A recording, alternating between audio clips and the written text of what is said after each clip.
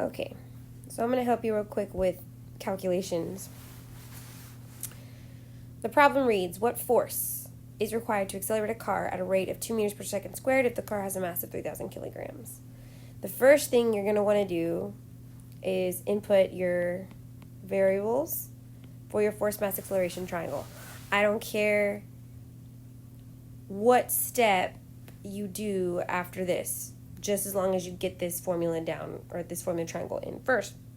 Me personally, I like to do number 3 right after, and I plug in the numbers as I read. So what force is required to accelerate a car at a rate of 2 meters per second squared?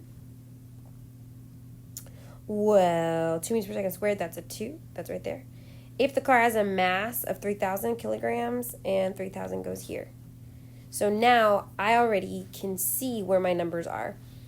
And in math, if numbers are next to each other, maybe not that, like, if you have two numbers next to each other in math, you're going to multiply. But if the numbers are on top of each other, you're going to divide. So right now, my numbers are next to each other, so I know I'm going to multiply. If you look at the triangle, my formula becomes F equals, because I'm looking for force. So my formula tells me what I'm looking for. Force equals M times A. And my equation is F equals 3,000 times 2.